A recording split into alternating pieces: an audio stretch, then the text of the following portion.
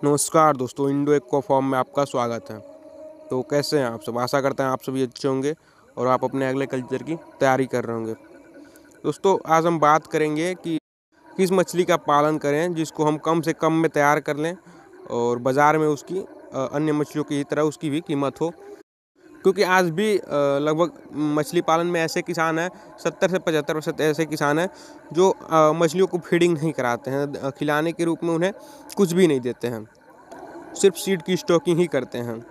तो ऐसे में हम किस मछली का पालन करें जिसको हम, जैसे हम कमर्शियल फीड यूज़ करके और मछली पालन करते हैं, उस तरीके से हम किस मछली का पालन करें जिसका कम से कम खर्चे में उसका हम कल्चर कर लें। लेकिन इससे पहले कहना चाहेंगे दोस्तों, अगर आप हमारे चैनल पर पहली बार आए हैं, आप हमारी वीडियोस को पहली बार देख रहे हैं, तो प्लीज़ चैनल को सब्सक्राइब कर दें, वीडियो को भी लाइक कर दें।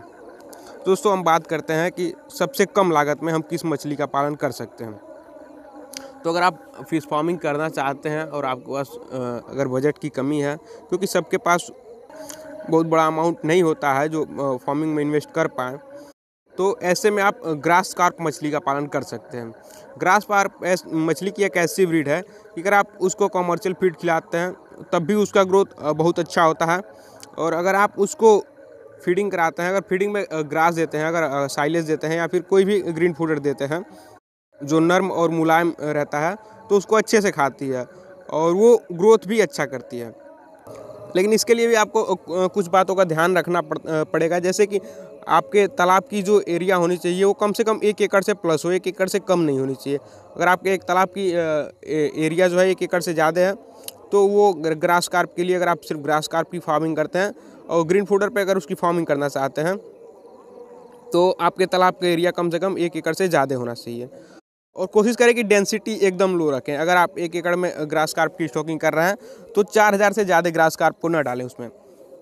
और कोशिश करें कि आपके सीड की क्वालिटी भी अच्छी हो और स्टैंडर्ड सीड हो, 10 लाइन के सीड हो आपके, जिनको आप स्टॉकिंग करें। क्योंकि फिर अगर आप उससे छोटा सीड रखते हैं तो वो उस तरह से घास वगैरह नहीं खा पाता है और बच्चे वो कुपोषित हो जाते हैं, वो कुपोषण के शिकार हो जाते हैं और उनका ग्रोथ अच्छे से नहीं हो पाता है। तो कोशिश करें कि जब आप कमर्शियल फीड यूज़ नहीं कर रहे हैं और ग्रास कार्प की फार्मिंग कर रहे हैं, तो आपकी सीड की साइज़ जो हो वो 100 ग्राम या 100 ग्राम से प्लस होनी चाहिए। अब हम बात करते हैं कि हम क्या क्या खिला सकते हैं ग्रास कार्प को। तो अगर आप मछली पालन के साथ साथ पशुपालन करते हैं या फिर आपके पास तालाब के अलावा भी अन्य कहीं खेत है या ज़मीनें हैं, तो आप उसमें जो गाय को हम चारा देते हैं उस चारे को आप लगवा सकते हैं। जैसे कि आपका बरसीम हो गया या फिर कई नर्म चरी आती हैं या चाइनीज़ घास हो गई, तो इन सभी घासों को आप लगवा सकते हैं अपने ग्रास कार्प के लिए। और जैसे हम मछलियों को फीड देते हैं अपने तालाब में, तो उनके बॉडी वेट का 4 से 5% देते हैं, लेकिन ग्रास कार्प के साथ ऐसा नहीं होता। अगर आप उसको ग्रीन फूडर दे रहे हैं, अगर आप उसको हरा घास दे रहे हैं, तो कोशिश करें कि ग्रास कार्प का जितना वेट है उसके वेट का 50% ग्रास आप उसको एक दिन में दें। और अगर आपके अगल बगल या आपके पास में कोई मंडी हो, सब्जी मंडी या फिर जहाँ सब्जियों की बिक्री होती हो, तो आप सब्जी मंडी का भी वेस्टेज ले सकते हैं, जिसमें कई तरह की हरी सब्जियां होती हैं या सब्जियों के जो छिलके होते हैं, तो उनको भी आप अगर साफ़ तरीके से उठा सकते हैं तो उठा के और उसको भी आप छोटे छोटे टुकड़ों में काट के और ग्रास कार्प को फीडिंग के लिए दे सकते हैं। और अगर आप सिंगल ग्रास कार्प की ही फार्मिंग कर रहे हैं, तो उसके साथ आप बॉटम लेयर में अमूर कार्प को या कॉमन कार्प को 600-700 पीस या 1000 पीस तक डाल सकते हैं ग्रास कार्प के साथ। इससे ज़्यादा नहीं, क्योंकि अगर बहुत ज़्यादा हो जाती हैं कॉमन कार्प और आप फीडिंग नहीं कराते हैं तो नेचुरल फूड तालाब में बहुत ज़्यादा नहीं होता है, तो ऐसे में उनका ग्रोथ वेट हो सकता है। तो आप कोशिश करें कि 1000 तक 1 एकड़ में अगर आप 4000 ग्रास कार्प डालते हैं तो उसके साथ 1000 आप अमूर कार्प डाल सकते हैं या कॉमन कार्प डाल सकते हैं।